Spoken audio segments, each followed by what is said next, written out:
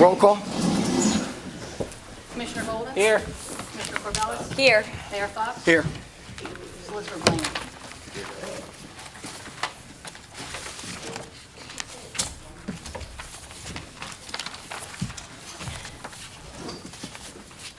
Mayor, I'm breaking down the meeting minutes to two categories because Amy was not in on the last two meetings and then she was on others. So Okay. we're going to have two votes on meeting minutes. Okay. So I'm going to call for a motion for the approval of the minutes of the October 2nd and November 6th regular meeting minutes, and that would be from you and Scott. Okay. May I have a motion? Motion. Second. Roll call? Commissioner Golden? Yes. Mayor Fox? Yeah. Yes. Oh. Now it's you, Amy. Now it'll be you Yes. next time. And the November 14th and Did you get this? December, Oh, yeah. the November 14th 185, regular right? meeting Yeah. and the December You 2nd bring it up, workshop I can meeting. bring it up. May I have a motion, please? Motion. Second. Roll call? Commissioner Golden? Yes. Commissioner Corbellis? Yes. Mayor Fox? Yes. Okay, this is the first reading and introduction of ordinance number 576, 2019. It's an ordinance of the Borough of West Wildwood, County of Cape May, State of New Jersey, to sell borough-owned land to contiguous owners of Block 176, Lot 1. It's 217 R Avenue. What this is, it's the strip of land between the homeowner and the bulkhead. There were other similar properties on Poplar Avenue. So this is one, And the, another one. and the total for that is how The much? total is $16,800. May I have a motion on the first reading? I have to abstain. Amy, motion? Motion. Second? Roll call? Commissioner Golden, you're abstaining. I'm abstaining. Commissioner Corbellis? Yes. Mayor Fox? Yes. It's a family road trip. Resolution Wait till the meeting is over. 2019-084 is authorizing the refund of tax overpayment. This is for 39 Venice Avenue. May I have a motion? Motion. Second? Second. Roll call? Commissioner Golden? Yes. Commissioner Corbellis? Yes. Mayor Fox? Yes. Resolution 2019-085 is authorizing the refund of COA fees for 601 West Poplar Avenue. May I have a motion? Abstain. We're waiting for this, not a vote yet, Scott. Yeah. Motion? Motion. Second? Roll call? Commissioner Golden? Abstain. Commissioner Corbellis? Yes. Mayor Fox? Yes.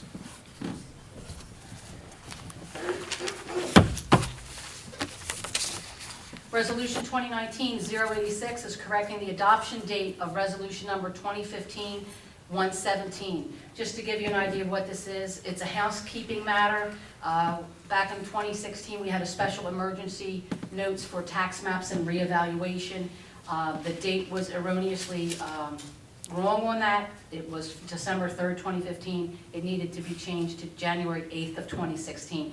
The bond council brought it to my attention, and we need to change that date for housekeeping matters. May I have a motion? Motion. Second. Roll call? Commissioner Golden? Yes. Commissioner Corbellis? Yes. Mayor Fox? Yes.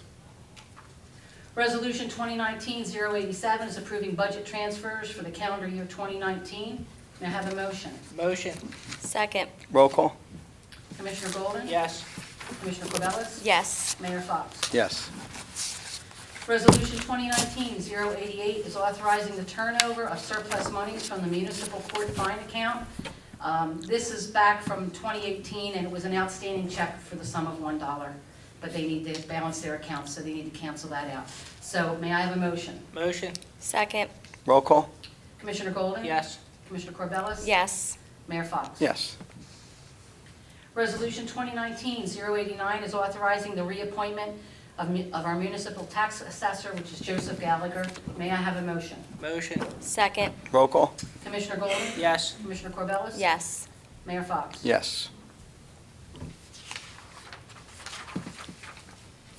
May I have a motion to approve bills when properly signed and endorsed? Motion. Second. Roll call? Commissioner Golden? Yes. Commissioner Corbellis? Yes. Mayor Fox? Yes. Reports from officials. I don't have a report on it. I'm kind of glad I did because I went to the eye doctor today. I'm a little blurry. They put them drops in your eyes and you can't really read much, so I do not have a report for this month. So, Commissioner, if you have a report for Revenue and Finance? I think that was the totals that Elaine gave you not too long ago. Remember, she walked them Yeah. into you. If you want to give the totals of each account. Was I supposed to give the whole totals? If you want to read each item across and give the totals, what balances are, that's fine. Sure. The payroll account was $78,975.10. The tax lien trust fund, $91,737.33. The improvement fund was $749,949.61. The improvement fund was $73,727.24. The unemployment compensation was $7,010.93. The dog account was $1,446,513.53. I don't know if that's the dog count, that's an awful lot of money for a dog The account. dog account, I'm sorry about the dog account. Sorry about the dog account. The dog account was $1,410.41. There you go, girl. Sorry. The current account, was $1,446,553. The utility account was $701,304.93. The water sewer improvement account was $24,088.60. The uniform fire safety code account, $6,454.96. The law enforcement trust account was $3,521.51. The trust and other parks and grounds, $215.14. Totaling $3,184,909.29. Thank you, Commissioner. Commissioner Golden? Okay, activity report for the police department for the month of November 2019. Total calls of service, 587. Property checks, 449. Direct patrols, 44. Direct walking beat, 13. Backup officer calls, 12. General complaints, 7. Assisting other agencies, 7. Motor vehicle stops, 6. Other public services, 5. Department services, 4. Animal complaints, 4. Welfare check, 3. Thefts, 3. Suspicious vehicles, 3. Parking complaint violation, 3. Open doors, 3. Follow-up investigations, 3. Relay person paper calls, 2. Property check requested, 2. General complaints, 2. Fire alarm, 2. Wires, poles, down trees, 1. Water leak, 1. Suspicious persons, 1. Suspicious activity, auto involving persons, 1. Message deliveries, 1. Medical emergency assistance, 1. Lost and found property, 1. Gas leak, 1. Civil matters, 1. Total, 587 for month of November 2019. Thank you, Commissioner. Carl, do you have that information in reference to the questions we receive every month? Yeah, number one, on behalf of the commissioners, I would like to introduce Amy Corbellis, who is our new commissioner. She'll be in a learning process, as any new commissioner is, and I'm sure her nerves are at a wit's end right now. Just a little. So, okay, that happens to everybody that comes up here for the first time. I don't care who or what you were. So I hope that Thank you. Thanks. Okay, we have a list of questions here. An update on the Moheni lawsuit and the CTWWW, which is the discovery phase end of 450 days, and what date is that from? I don't know the exact date on that. I did speak with the attorney handling the matter. He has currently done Ma Winnie's deposition, which he did last week, and they have several other depositions scheduled for early next year, and I think late December they might have one or two, but they're all going to be done in the next 60 days or so. Yeah. Wait, there's no time for questions down until the floor gets opened. Go ahead, Carl. Okay. They are requesting an update on the mayor's ethics violations. There's no updates on that as of now. At the last month's meeting, it was stated the conflict council is working with different agencies what agencies are involved, and does the issue involve Brady or pre-Brady letters? I don't know if you- Give me that one again. Okay. At last month's meeting, it was stated that the Conflict Council is working with different agencies. What agencies are involved, and does the issue involve Brady or pre-Brady letters? The Conflict Council is working in conjunction with the prosecutor's office, I can tell you that much. And depending upon the outcome of the investigation, it could involve a Brady or pre-Brady letter. I guess at this juncture, it'll probably be a pre-Brady letter. It may turn into a Brady letter. It may not. Okay. They were requesting an update on the Bittner document. Have the commissioners approved release of the documents to the Borough of West Wildwood Legal Counsel? So I have seen the document. I think tonight we should probably have a motion to release the document, and what specifically, I think there was a request for us to do that. There is an issue of whether it's covered by attorney-client privilege. One of our main concerns was we're not going to waive attorney-client privilege with regard to everything. But this specific document, since there was a specific question, I think there's some misunderstanding as to what the document is and what the document says. In order to be transparent, since that litigation is over, I don't think that it poses much of an issue to release that. So if I could have Well, before you go and ask for a motion for that, I want to be clear I'm about going to this. explain what it is afterwards, but I don't. But I want to talk explain that I'm going to agree to this. I'm not in favor of it. Anytime you break any attorney-client privilege is not a good thing. But because so many questions are raised in this, and we want to clear the air of what false rumors get around, how things are so wrong, to clear them up, I'm okay with. But I'm totally, in this case, I'm willing to agree with it, but I'm not going to reach and do this. It's not a good thing to do. I'm not really in favor of it, but if it's something we want to clear up and you guys are okay with it, I will be happy to do it. It's not going to be Only something that we're because of going to do what's as a going on. common practice. There is an issue with regard to this.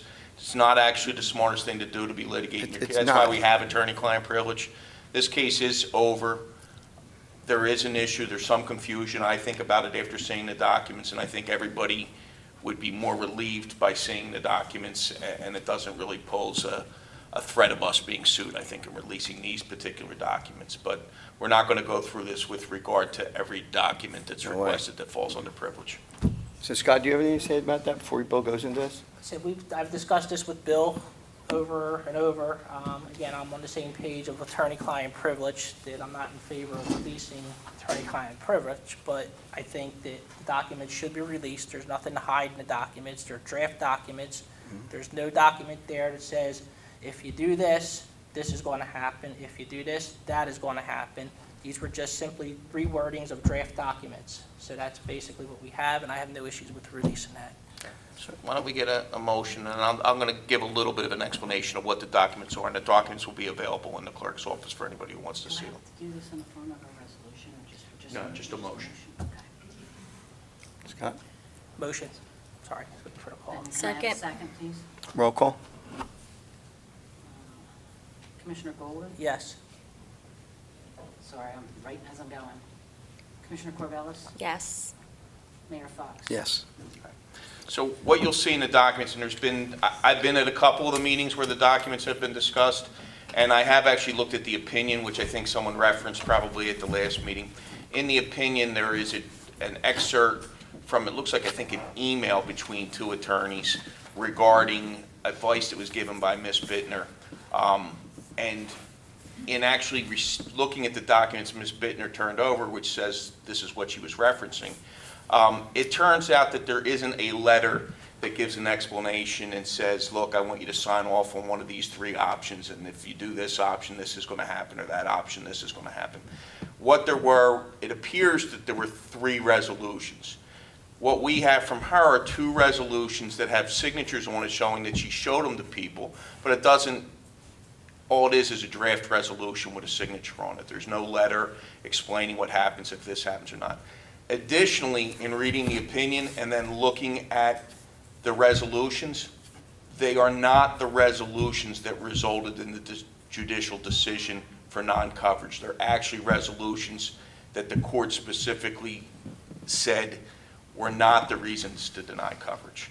So you'll see them when you look at them, and if anybody has a question, you can give me a call afterwards, but Would you mind repeating that last Sure. section of the explanation? looking at the opinion from the court, you would get the impression that these resolutions dealt with the resolution that was ultimately passed that that resulted in the denial of coverage, okay? It's not that one, it's the one before that where the court specifically said this resolution did not result in the denial of coverage. It was the later resolution that resulted in the denial of coverage. So the three options weren't even dealing with the resolution I think everybody's upset about. Question, I think that people were concerned because the way that it read in. Bill, I think these questions need to come out during the open public meeting, because we're not giving names and addresses. I think you're welcome to do the question after we have a meeting. It's okay. No, we can't do that now. Wait, I gotta wait till you get to the point. He's doing an explanation of what, and we're gonna release it. Okay. And when he's done his explanation, when I open the meeting to the floor, then we'll bring that up. Okay. And I'll hang out for a little while afterwards if somebody wants to ask me. The only thing I want is that the documents be released under OPR. So you have to Yeah, put a they're gonna form be, in. they're gonna be Okay. operable. Yes. We appreciate that, thank you. You'll provide me them, because I don't have them. I don't have what you're saying. You have Yes, them, yeah, we Scott? have them, You yes, to get them yes, to me. no problem. Okay. Carl, go ahead, and you're next. Okay. Let's see where I was. Okay.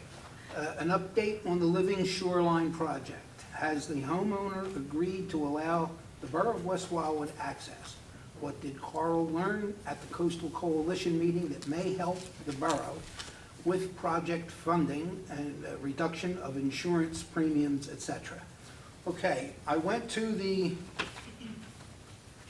Coastal Coalition meeting.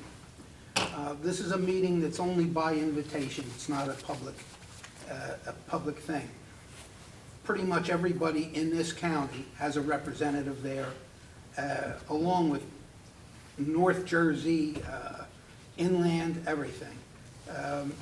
Basically, and the DEP is also a member of this association. The DEP unfortunately was not at the meeting, and that's who I wanted to talk to. But there's a mandatory meeting tomorrow that I have to attend to remain a member of this association, and so do all the other members. So I'm going to try and talk to the DEP then. Fortunately, the DEP is on board with us, as far as I know, from Chris Ridings. Pretty much everybody's on board. We have not yet gotten permission by the property owner. The property owner owns a considerable amount of ground. It's actually 2 parcels. The problem is what we say the ground is worth, they have an attorney fighting it, saying it is worth a great deal more. So it's going to probably be a matter of litigation. We don't know at this moment. I will probably speak with the attorney who's handling it. He couldn't speak with me this week.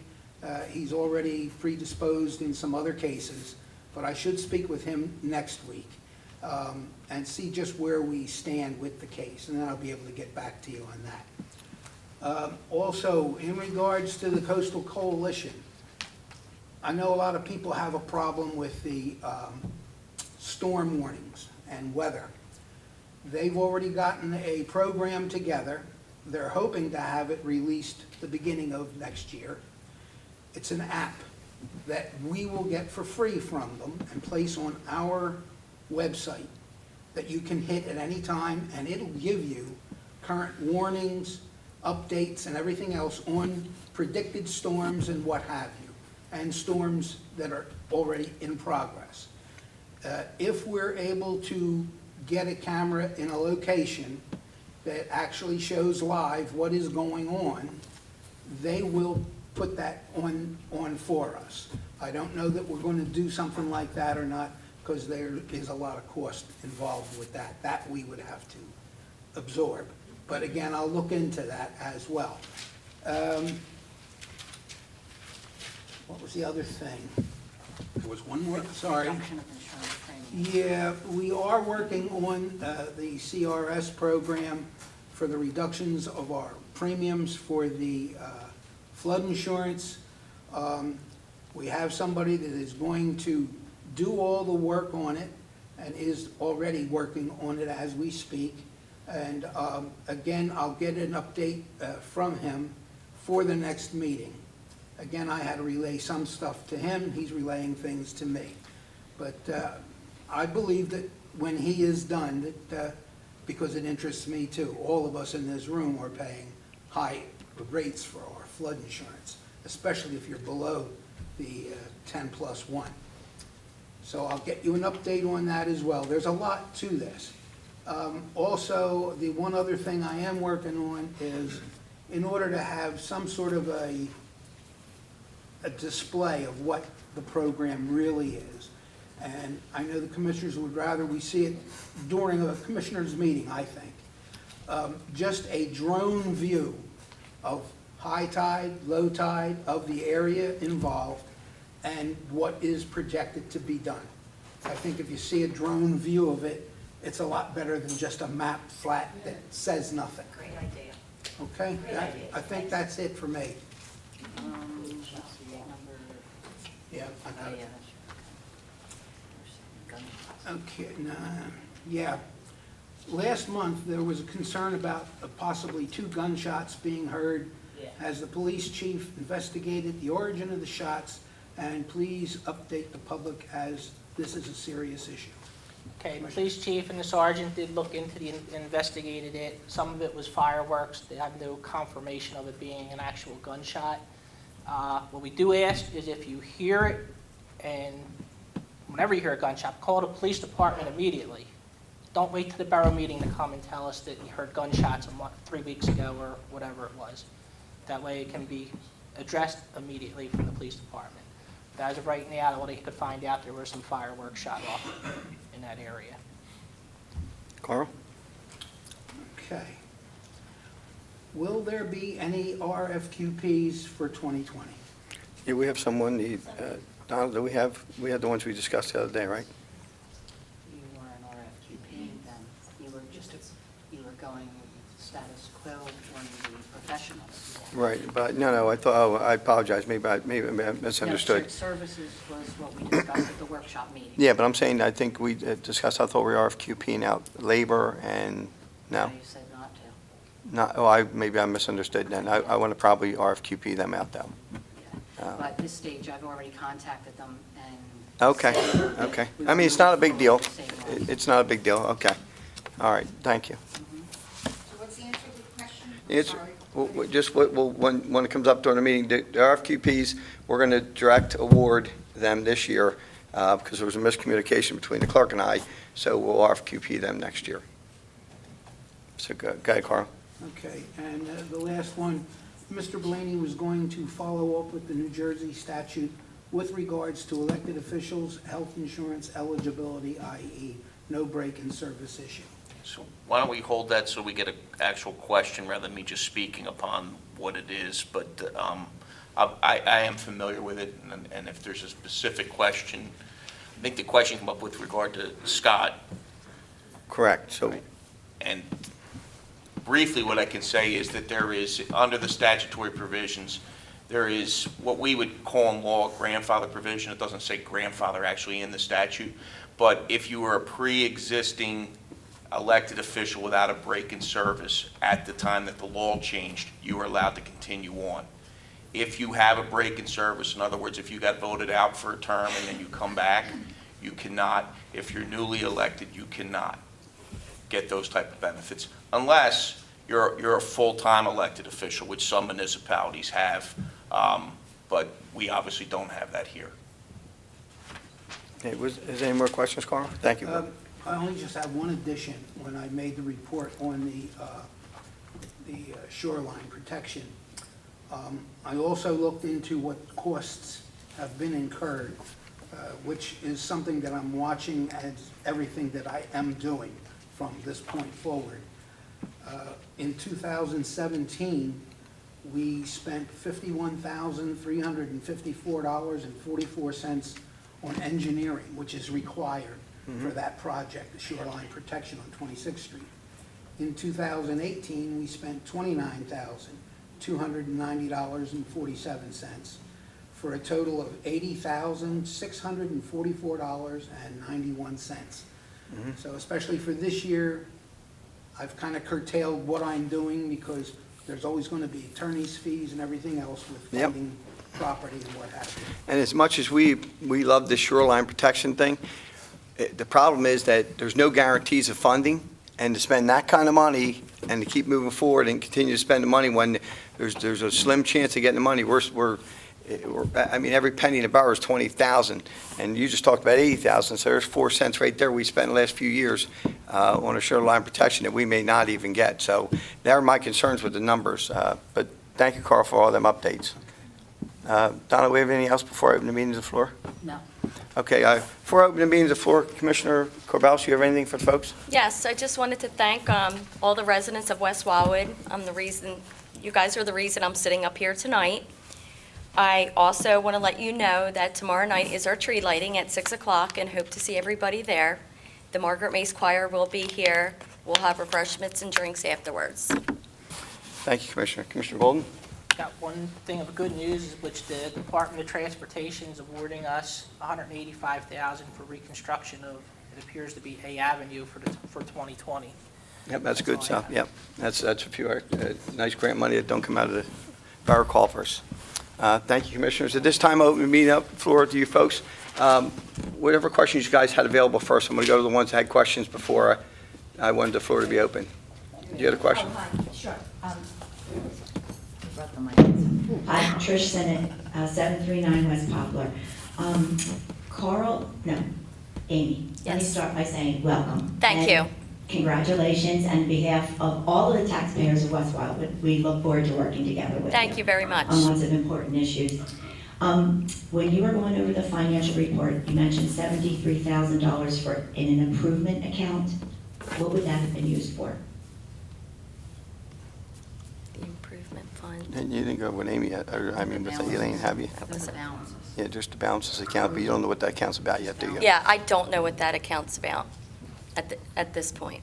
Okay, I could get back to you on that one. that would be great. Okay. Thanks. If you can bring next meeting. What Absolutely. it was used for. Sure. Thank you. That's the account balances. That's the Just giving you the balances. balances. So just give us an idea of, yes, What it's capital for. improvements, is it, what is it used for? What is Right. that You'll get account back to used her. for? Sorry. Carl, thank you so much for all of your, for your presentations. I'm just wondering, are you now sitting in the position of what used to be Chris Ridings? No, You're here as, I'm here as deputy clerk, and I'm helping.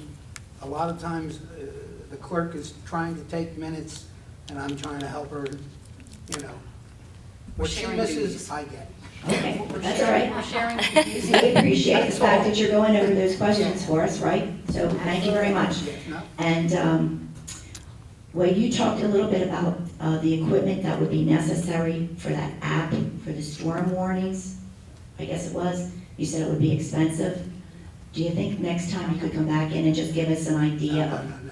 camera? Hold on. Okay. The camera is what we're talking about, Okay. not just for the storm itself. Correct. The camera would be set up so that it's not just for, in other words, if we do this camera is going to be operational year-round. Correct. Not just, okay, there's a storm coming, turn it on. Correct. That's not how it's going to work. Okay. But I have to look into what are the costs going to be.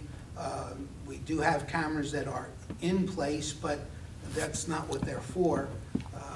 And there's security reasons too for certain things that a lot of people do not want the front of their homes involved or anything like that, Sure. or their comings or goings at their property. Sure, that was For a lot of my good question was reasons. privacy, Yeah. but also, if you could bring to us the next time a breakdown of costs, positions, all those details, that would be great. Oh, yeah, whatever I can find, you're gonna find out. Great, thanks. Scott, you mentioned a new grant for A Avenue. Yes. What kind of improvements and what will be made on A Avenue? Well, we just got the award for the grant. We haven't had an engineer go out and survey it or do anything majorly with it yet. Definitely would be paving and possibly pipe work or whatever drainage work is needed to be done.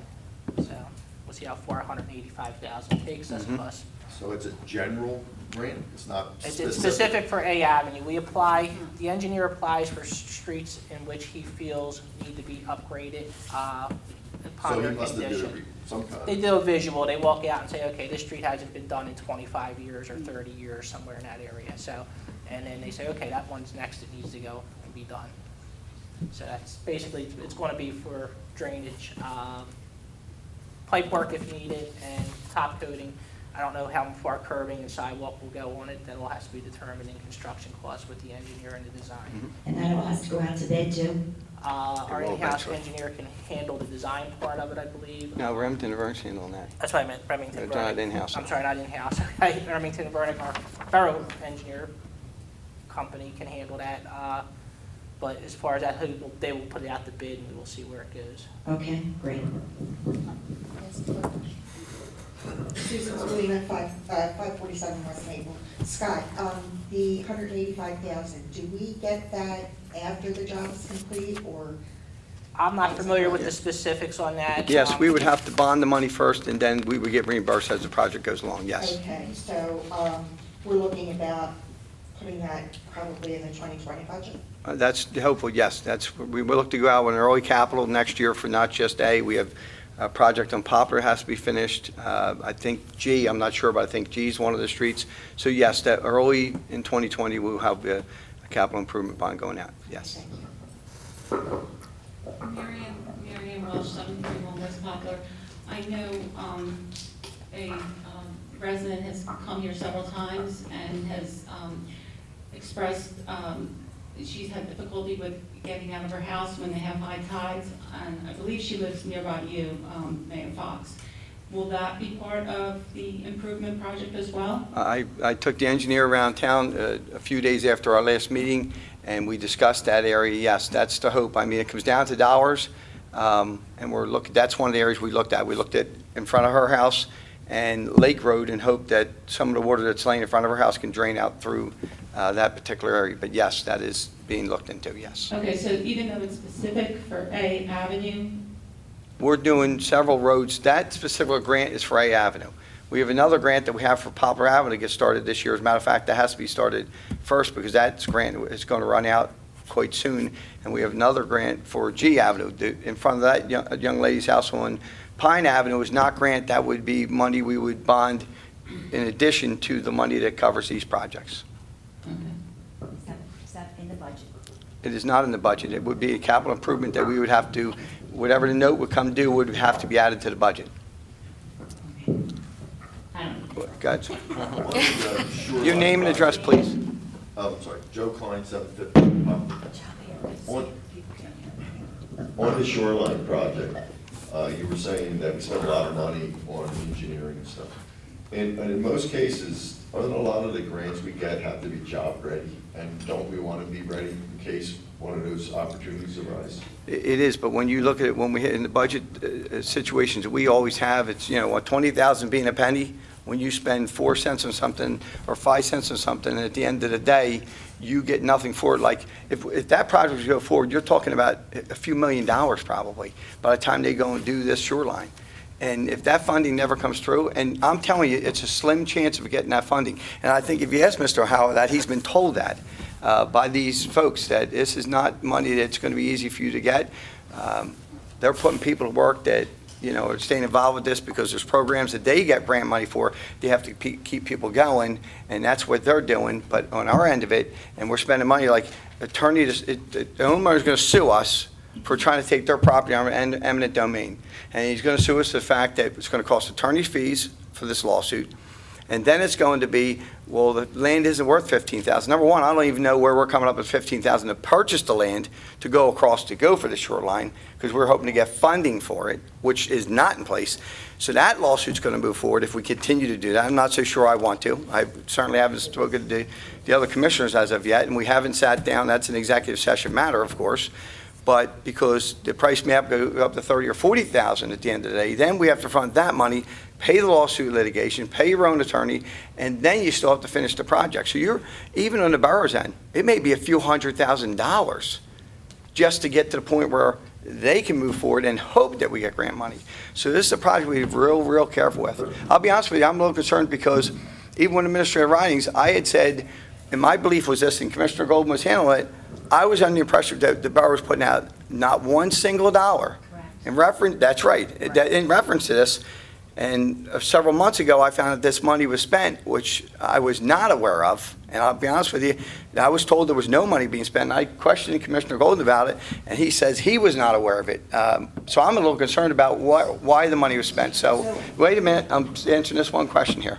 So there are issues with this that I have problems with. So to spend any more money, if they said tomorrow we'll get the funding, I'm all for it. I don't know we'd fund and spend a few $100,000 and come up empty and threaten somebody that we're going to take his land away from under eminent domain. That's a problem. Well, on that note though, I mean, how did we get down the road to spend $80-some thousand when we didn't do the homework? I mean, what's the benefit of it to us? Well- It's gonna stop us from some major flooding. I think it's a huge benefit to it, absolutely. So that's why we A huge started. benefit. Oh, certainly, I agree. Listen, this is a great project. I'll never say it's not. It's good for anybody that lives on Poplar Avenue and any surge that comes over that way to protect even us in this side of the island. It's a great project. And hopefully at the end, it ends up to be exactly that.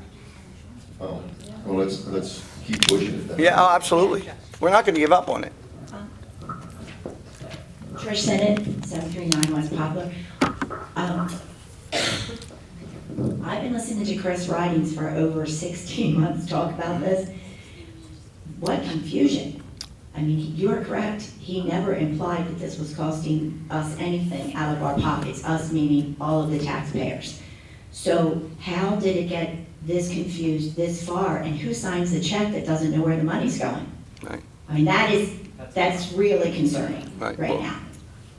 So what happened? Well, the bottom line, it's a good project. We're going to move forward with it. The money got spent.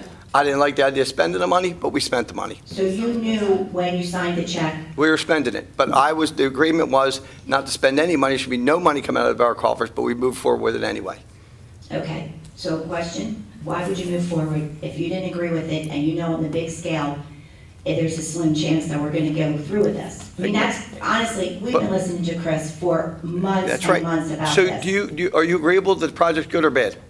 It doesn't matter what I agree to right now. Well, certainly it should. I'm asking you, how in the I world think it's a good can project. bankrupt community We're who's not got a bankrupt, lawsuit ma'am. over there- Ma'am, we're not bankrupt. Why do you keep saying we're bankrupt? Why? We are not we're far from bankrupt. We can't afford certain things, especially a project. My question is, at a time where there is overwhelming focus on financial expenditures, why would we spend money on something that we think isn't really going to turn out? Well, again, there's always hope that it does turn out because people that live, especially at that end of the island, on Poplar Avenue, to protect their homes is a great thing. It's a great thing. Anybody else who lives on the other side of the island like myself, yeah, is less pressure for us? Yes, but it's not fair to them. Just because I sit there and say, oh, I'm well protected on my end of the island, I certainly worry about them also. So moving forward, it's not the end of the world. But there's a slim chance that this money may not come through. But is it still worth the chance? Like Mr. Klein says, I think it is. So how much have we invested thus far in this project? 80,000, I think you Carl? said, Carl? Yeah, I just gave the report, it's Okay. 80,000, So, 644.91. So you're, Mayor Fox, you're saying that you did know when you signed the check, that you were signing for the 80,000 for a shoreline project that might not really happen and whatever, correct? and yes, Okay. but I was concerned, my belief was, I didn't believe it was going to cost us anything. Right. And here it ends up, at the end of the day, that it is costing the borough No, taxpayers money. I agree Okay. with you because I don't think any of us thought it was going to cost Yeah. anything. Well, Right. that's according to writings, right? According to Chris Ridings, it Yep. wasn't supposed to. But here we are. But, boy, do we keep on saying that? No, I don't want it. Zajac, 753 West Poplar. Isn't there something in the law,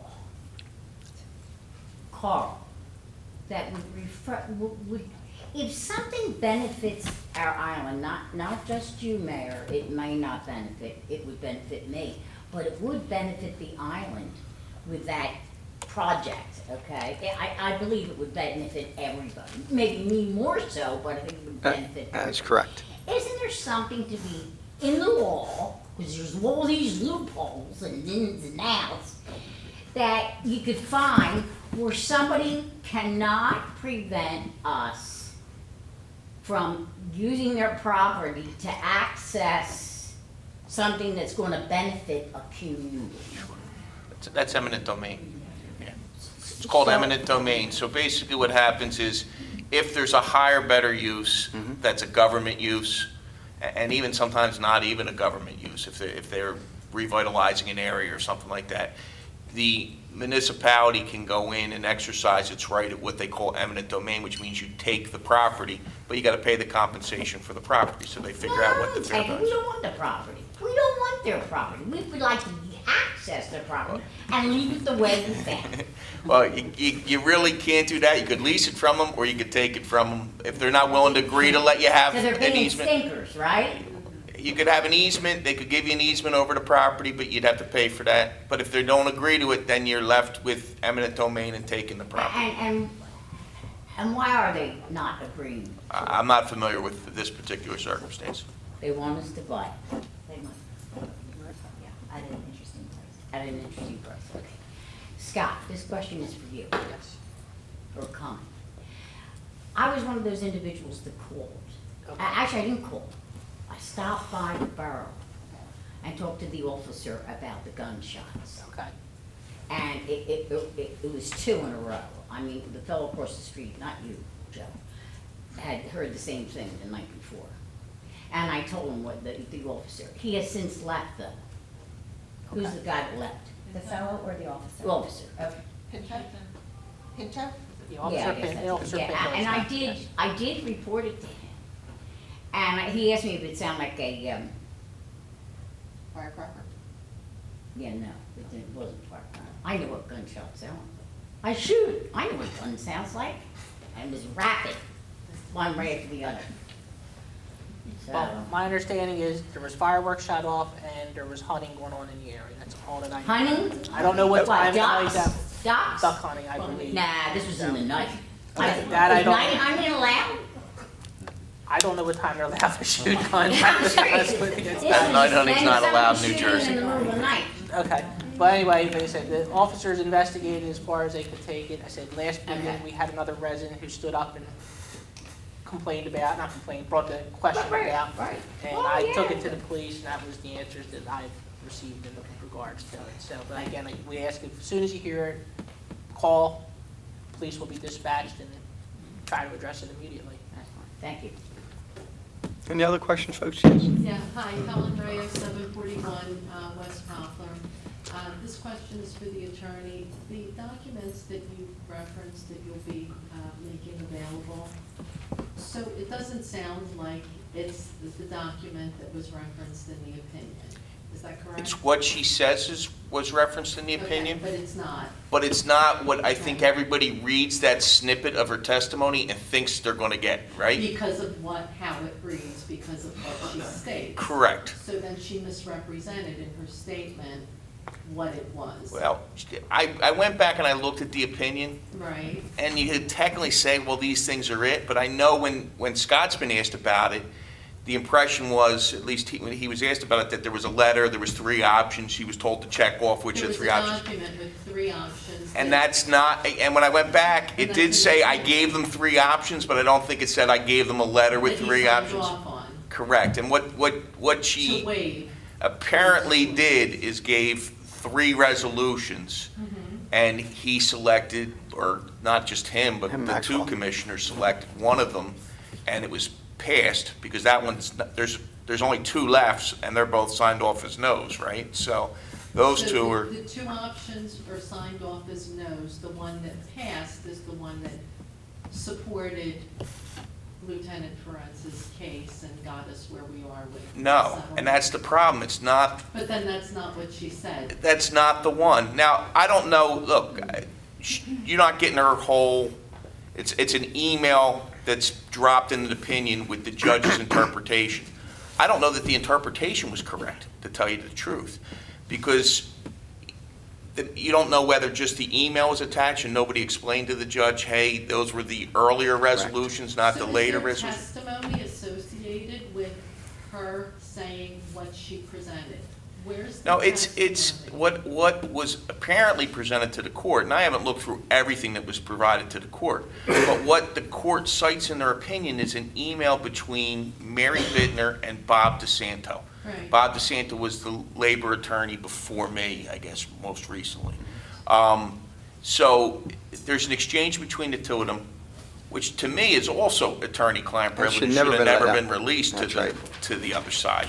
Right. But it was attached to the motion, it's cited by the judge in his opinion, and it's cited for the proposition, the way I read it, that the later resolution, there was 3 options. And that's not what it is. It's the earlier resolution that the opinion says is not a problem, not the later one that they say is a problem. There's two resolutions that are at issue in the litigation, if you've read the opinions. There's one resolution where they reinstate, and then there's another resolution where they settle it and say that the discipline can't be used in further litigation. It's the first one that these are drafts of, not the second one, and the court has issue with the second one. But for some reason references this email, which when Mary turns over what she turned over, appears all to deal with the first. It sounds like she misrepresented. Or that what- they what she misrepresented to stated. the court what they So were. how do we get to the bottom of who represented it correctly? Well, you gotta look at her email, because she didn't make any representations other than the email to Bob. Right. And then you gotta look at the resolutions. And this is what I did after the last meeting. I went in the back, I was probably there for an hour and a half, 2 hours, pulling out all the opinions. You look at the opinion has the email exchange in it, right? It's got the judge's interpretation of that email exchange. And then you actually look at what Mary turns over, says this is what I'm referencing, which is what we'll provide with an open request now.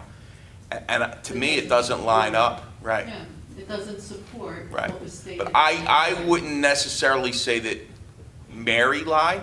I don't know.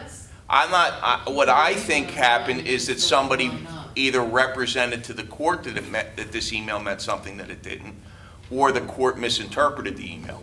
Or it's a different email. It's not the correct email. Well, that's the email the court relied upon. That's the one that you asked for. Or different documents. That's what I Right. mean. That's- But that's what she turned over. So that's what I'm left with. Go ahead. Hi, Trish, again, 739. If you reread things, it almost appeared that Attorney Bittner wrote some type of an email almost to cover herself because she was not in agreement with the choices that were being made by our leadership. I can't tell you what her thought process No, was. but if you read what we're talking about, it certainly sounds that way, am I correct? It was. I can't interpret what she said. To me, and a lot of attorneys do this, they Bless you. write everything down that hat in case there's an issue that comes up later. They want to be clear as to what they said or did. Correct. Which is why I think everybody thought that there was a letter with 3 options, but that does not appear to exist. Right, because when you read the court, end of things, that's how you read it. That Correct. she was not in agreement with the choice that was going to be made. That's how it reads. That's how it reads. But the paperwork we're getting does not support that. So either there was a misunderstanding with the person who was doing the reporting, or the paperwork that we're receiving is not the correct paperwork. There's something else out I can there. tell you that the only documents that they have researched, the only thing that has signatures on it from them commissioners are these documents. There are no other documents that have signatures She with. turned over boxes of files, Right. from what I understand. And the only documents that have initials on them by these commissioners are these three, there were 3 resolutions, 2 were drafts. Right. The drafts are the ones that they signed off on. That's it. There's no other documents. So it's the only documents they could be talking about. The third would have been the one that was Well, they were the only approved. documents that you found in the box. No, the question was initialed by the commissioners. They're the only ones that were ever initialed by the commissioners. And she was asked. I mean, it's not that Mark didn't call her and ask her about this. Mm-hmm. He asked her about it, and she sent over that material. But, okay, but we're just all correct in the interpretation of. And after you see him, if you want to give me a call, and I'll be happy to discuss it with you. It's from what I've seen from the opinions. But my take is, and it happens sometimes, judges aren't infallible. It could have been a mistake there, or it could have been an attorney that represented to the court that this dealt with something that it really didn't deal with. Not good. Okay. Oh, Helen Rayo, 741 West Poplar. Mayor Fox, you had said that you signed off on the checks to pay the costs associated with the living shoreline that was incurred. I'm sure, absolutely. Pardon? Okay. I'm sure I did, yeah. So over what time frame were these two, how many payments? Oh, I don't know. know it was 80,000 in total, but was it 2 checks, was it 1 check? Oh, it had to be multiple? several. I don't have that. Do you, It comes- Carl? Yeah. There were 10 checks over 2 years. So, if you weren't aware or felt that there should not be a cost for this, you know, I can understand if there were expenses that were incurred that you know, okay, we need to pay this, but why continue incurring payments and issuing the payments? Why? Why continue incurring expenses on this and paying for this? You said that you weren't Remember- aware of it. Oh, but I'm yet saying for that- 2 years, you've signed off My on the feeling, checks. my feeling is this, that there are 2 other commissioners. They get to make decisions as well. Just because I say it doesn't make it gospel, or does it make that we should listen to Chris Fox, as you guys always think happens here. So, that being said, it's still a good project if it goes through. I don't see the fact that they're ever going to provide the funding for it. I'm not saying it's not worth the risk, okay? So, So are we gonna continue on with this then? if it was up to me, I'd stop it today. But my question is. But it's a because- good project, but I don't think it's going to go anywhere. Okay, because earlier you were saying that it's too much money to spend for this. It sounded as if you were pumping the brakes on it. Is it Well, gonna, are you gonna continue paying? I will tell you expenses on that it? there's going to be, and Mr. Howell has been advised that he's going to have to check and see how critical it is, how hard it's going to be to get this funding, because if he comes back in the next few months and they say, listen, the chance you get a grant money for this, if it's a $2 million project, then the chance of us getting that $2 million grant is 1% or 5%, I don't think it's a good idea to move forward, because we're just going to take somebody's land, pay them good money for it, and it's going to be worthless to us. I understand that. I guess I'm just thinking, like, why is it like 2 years later, $80,000 later, that the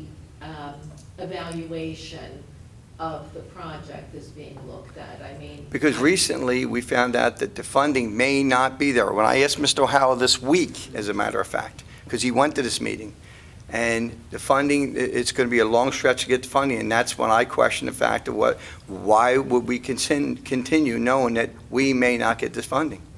That's why. The 2-year project was okay. Now we're talking about the fact that there's a chance we may not get the funding. So, And that's yeah. how you think you got reimbursed? You talk about- get reimbursed? What do you mean reimbursed? Well- There was never a talk about getting reimbursed for what we I don't spent. mean reimbursed. If you got money for the project, the money that you put out or signed checks off for Yeah. any checks, whatever, that's how you get the money back? No, I'm okay. If we spent $100,000 or even $200,000 and got $2 million in grants to fund it, I'm okay with spending that kind of money, because it's well worth it. Yeah, But but if- you didn't think you were gonna pay anything. Yep, I agree. But again, it's a good project if we get the funding. So, Trish said it, so when you have your meetings together, and I know that there haven't been many of them for different reasons in the last year, but would this not be something that, like, 3 months, 6 months into it, you would have heard from Chris Ridings, Mayor, guess what, had it wrong, going to cost us, do we go forward or do we stop? Did you No. ever have that conversation Yes. with Chris Ridings? And Chris Ridings was under the impression that the funding's going to come. We're going to have no problems with the funding. Everything's moving forward. Every time I spoke to him, it was all positive things. But when I spoke to Mr. O'Howell this past week, Wow. it doesn't seem to be that way. Yeah, So- That was a costly $80,000 misunderstanding. No, because you're acting like we're working, you're under assumption now, just because I say it's slim, doesn't, you don't believe me half of what I say, now you're going to believe me because I said it's slim? Excuse me. So Please don't if tell me it's what I slim, believe and if I it's don't believe, slim number one. or no? Number two, I'm just trying to follow this whole line of, Okay, well, you know, Mr., questioning from your beginning of I didn't know about the money at all to the fact that you're signing the checks and it, Yeah, it's a little bit confusing. And I'm just asking, at what point do you get together as a group and have these discussions and updates, and then come into us and say, guess what, everybody, we found out ABC, we can't go on with this anymore. That's all, when do you have those discussions? I can tell you. Let me just indicate, they can't have a discussion with more than two of them at any time because of the Sunshine Act. So it's not like they can go and Make sit down and decisions. make decisions. They have to make a decision in a public meeting. Okay, So, and that's the law. They can't, the three of them can't get together and say, all right, what are we gonna do? And then Right. make a bunch of decisions and then just come out here and tell you. That actually has to occur here. Now, they can have a discussion among, actually here, you can't even do it with two. If you had a larger, like a 5-person board, 2 or 3 of them, 2 of them could talk. But my discussions were with Here, Mr. Ridings 2 of them and is enough Mr. to Howard. create a all I'm quorum. saying is, this is a big project people have been waiting for. I've been hearing about it for a really long time. So I'm just saying, when do you update each other on this to a point that you may get to tonight, which is, I think there's a slim chance that this is gonna go through. And you stop, you stop the bleeding and you say, okay, because honestly, we are as surprised as you are. We too never heard from Chris Ridings about any investment. And that's how they would learn. They would learn through Chris as to what's going on Right. each individually. And generally what happens is there's an email sent out. It usually would be sent out to all of them with a do not respond because they're not allowed to discuss amongst themselves unless they're at a public meeting. But I know this project was started by Commissioner Golding, and he handled through all the way through Chris, right? Right, I handled up with Chris for most of it.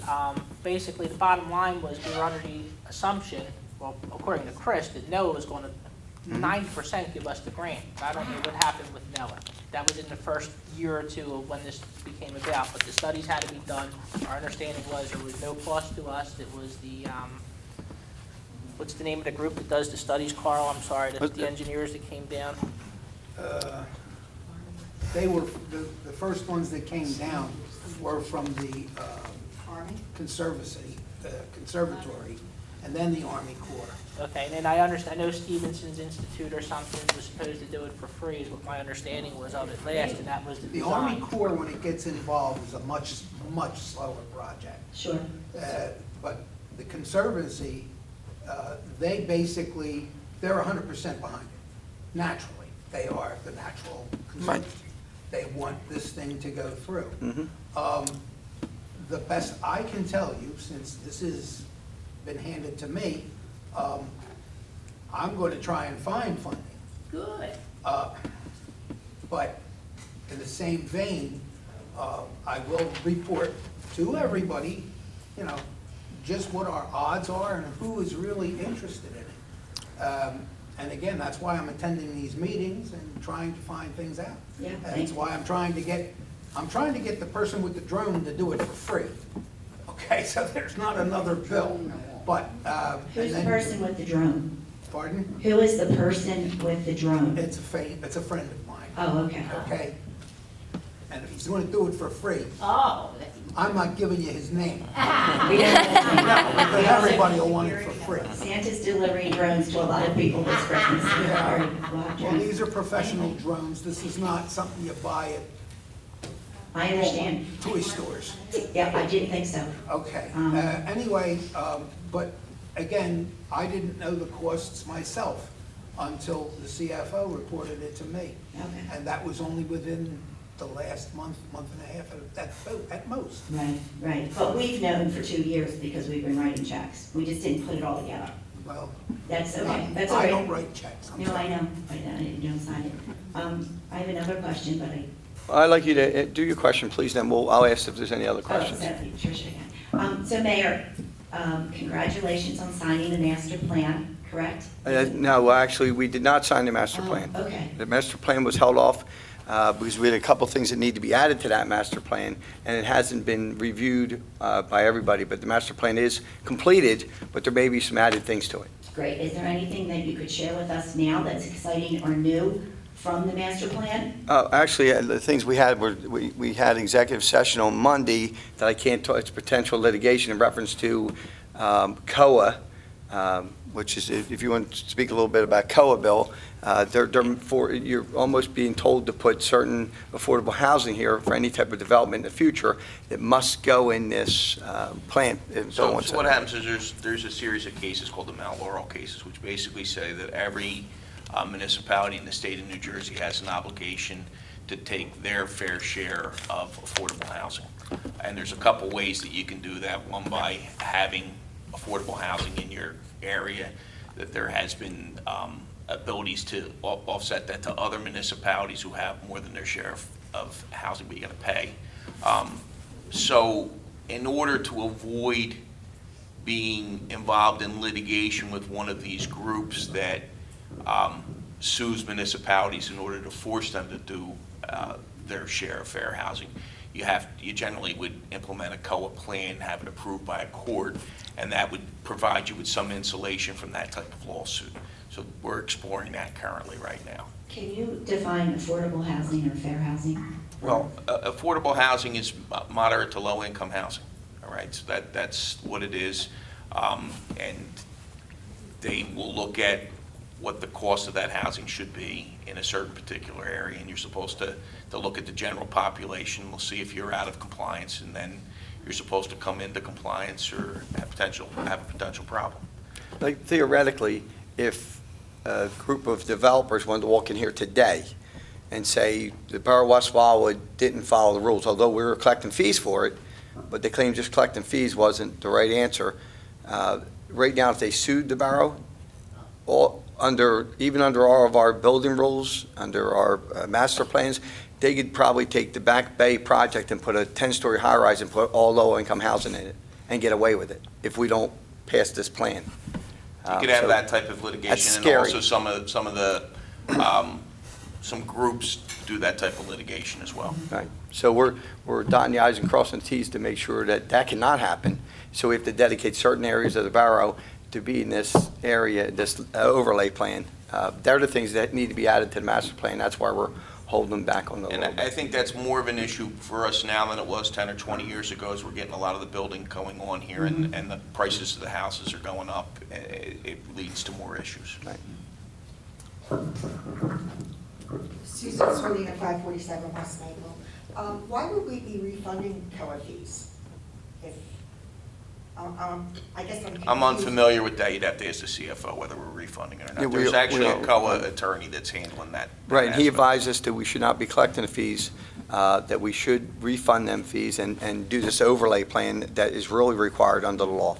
Because we didn't have that in the past master plan? No, it has nothing to do with the past master plan, it's just what they believe in. A lot of towns, if you collect the fee and you take them fees and you give them to another community, for instance, for their low-income houses, they allowed that in a lot of aspects. Now they're saying, no, we don't allow that anymore. It's the So, way it used to happen. So Yeah. you would be in like a Mount Laurel, and you would give money to Camden to offset your Or in fees. our case, maybe Wildwood, we would give the money to Wildwood. And that's Or lower falling middle. out of Right. favor at this juncture. Bigger- right, so they don't like that. They would rather have every town have an overlay to be able to. So they want to mix in every town now, all right? They don't want rich neighborhoods and poor neighborhoods. They want to force a mix, and that's what these COA plans are looking to do. Now, when you do a plan, you try to make that mix fit your community, all right? So that's what the plan would be, and the plan stops you because it's approved by a court already. It shows that you've done your fair share of housing there. Right. That's what it's And doing. in this plan, in theory, the plan is if any one of you had, let's say you owned this block right here, and you were able to build 5 homes. Out of them 5 homes, and they're in your name, you're going to build all 5. One of them out of the 5 has to be affordable housing. Has to be affordable to anybody. So, pardon me, yes, that's the ratio, yes. That's 20%. Yes. Yeah, so that was what was told to us, that if anybody had that, and what's good here is that on the island itself, like, if you own a lot, you want to sell to a friend, or if you want to build a home, you're fine. If you own 4 lots and you want to build homes and sell them, you're fine. The second you hit that 5th one, then that's going to kick in that housing rule. So it's not bad the way we're putting it together. It's okay. It's actually protecting us better than we are right now, because like if they sued us now, and the good thing about it, no one can sue us now because we're protected, I think, by the courts for the moment until we get our plan done. And like I said, somebody could walk in here before we started this several months ago, They could have walked in here and said, I want to put a high-rise in the back bay here, and probably got approvals, and we'd have to waive anything that had under our building codes and all, and they would have been allowed to build it, and that's exactly what we would not want. We've been pretty lucky That because would be a pro- we're we've been built very out. lucky. All right, so we don't have that many huge lots where you're gonna put a high-rise one, all right? But you never know as these rules change what you could wind Yeah, up but by with. ordinance, we don't allow high rises here. But it Yeah, but doesn't they matter. can force you if you Because that haven't met lawsuit- your fair share. Right, 'cause They of can that say lawsuit. you've zoned out affordable housing, and that's what he's saying. A developer could come in and say, yeah, we're gonna put a high-rise right here, all Yep. right? And they could get, and the state would say, okay, go. So, but we're protected from that, so we're good to go. We just have to follow through. I'm sorry, is this the thing that Solicitor Caravan was talking about, where we got an extension or something? Yes, on Monday, correct. Okay, and how long was that extension for? I think it was August, and then we got an It's- additional one, or Yeah, something? I think it's till February, March or something. I think it's middle of January now. It was Is it? Yeah, December okay, 6th. yes, but he And we thinks he got can like go a longer than 30 that. day, so Yeah. it's- And what it's happens 30 after that? We have to have it done. Well, we don't have to have done, the attorney that we have on staff works with them, with the state all the time. And he feels comfortable that as things move on, there will be time for us to be able to put this, as long as they have a plan in place and knowing that we're working on it, we'll be okay. Mayor, just in addition to that, just so you think that we're the only town being picked on, the mayor directed me to find out about the other towns. The Crest, who had the same attorney as we have hired, they've got theirs, they have their areas now on an overlay where they must provide it. The city of Wildwood has done it. So it's not like it's just West Wildwood. This is something that's statewide, and other towns are doing it, so it's a compliance that must be And the reason done. why I asked Carl to do that is because I felt the state was jamming it down our throat, saying, we originally gave them a certain block of Glenwood, which is already developed, and we thought that was sufficient. And then they were jamming down our throat, saying, no, we want more than that. And I'm saying, well, if you took the a half square mile of West Wildwood or 3/4, and you took Wildwood Crest and said, they have, I don't know, I'm just using number 5 square mile, and it ended up our percentage of low-income houses was more, how is that fair? So that's what I was basically saying, and give me the numbers. Carl did a really good job putting together. North Wildwood doesn't have an overlay, but the Crest and Wildwood does, and we took that, and then we sat down with our attorney, who we went over everything with. That was on Monday, and he looked at it all and said, okay, I understand what you're saying. So he's got a plan together now that all the commissioners, hopefully, we've done the right thing and presented to the state, and they'll be happy with it. That's not jamming a lot down our throat. Like, I think the ratio of 1 to 5 was fair. And it would have to be that you would own that whole property. But if there's 4 lots in a row, and 4 individual owners or 5 individual owners and 5 lots, you're okay to build what you want, as long as it's under the code. So I think what we've done is protect us. I just didn't want to jam down our throat that if Wildwood, North Wildwood, or excuse me, Wildwood Crest and Wildwood are not forced to do it by a percentage, why should we? So that's the reason why Carl looked in that. But it is other towns throughout the state. Yes, ma'am. And see, Mayor, 73 West. You get that, Donna? Mayor 73. I gotcha. Mayor, you mentioned something that, I don't know what you're talking about. You referenced something about a pre-Brady letter, a Brady letter, on who? What was we talking about here? I didn't mention pre-Brady letter. What happens is your group send Our in, group? well, aren't you part of the group or no? The Taxpayers? Okay, group. Taxpayers. Send a letter in that we agreed a few months ago that we would answer these questions, right? And that was one of the questions that was posed. And I didn't mention Brady or pre-Brady at all. So, Oh, let's see. yeah. But that's okay. But yes, but that's, I So think, what was he talking about? What was he talking So about? what I can explain to you is this. We have a conflict counsel that we've hired. There was a question as to what agency that conflict counsel was working with. The conflict counsel is working with the prosecutor's office. The second part of the question was, did it involve Brady issues? And what that basically means, does it involve issues of officer truthfulness? And the answer to that is yes, but it's a disciplinary matter, and I can't discuss the name of the officer or the specific facts, but I can answer that far for you. And So we have something going on. so you have something going on. Okay, Something thank else you. going on. Something else going on. That's okay. the Cape May County prosecutor, correct? Correct. Trish Senate, 739 West Poplar. So on the topic of the master plan, it sounds like there's some great change happening. I think so. Which is super. And since it's the end of the year and what have you, I know organizations and governments always talk about change for the new year. So is there going to be any change internally in terms of the staffing of the office? Anybody retiring, anybody getting laid off, anybody, any kinds of change with, They would be The personnel internal- issues if we're talking about specific Yeah. people and they haven't been riced, but I don't know that if we're planning on hiring or something like that. Yeah, I know, yeah, discuss we're, that. right now, there's always, every commissioner has their own talk about their different departments and such like that, but nothing's in stone, so we're still working on it, so, and you'll know the changes when they come out. Bill's right, you can't talk about employees, so any we'd be careful. idea about filling up formally Chris Riding's There's position? not ready to, there's talk going on. I know I've talked to Bill and a couple other people right now, but we're not filling that position as of right now, no. Do you have anyone in mind? Are I you do allowed not. to talk about that? I do not have anybody in mind, You don't? no. Okay. How about when we talk about the bid process, which unfortunately didn't happen this year in terms of the professional, assistance that we get each year, when it comes to the engineers, okay, Remington and Vernon. Vernon, are they automatically going to be our engineers moving into 2020? Well, they have, by law, we have to give them a 3-year contract, in which we have, then their contract's not up this year.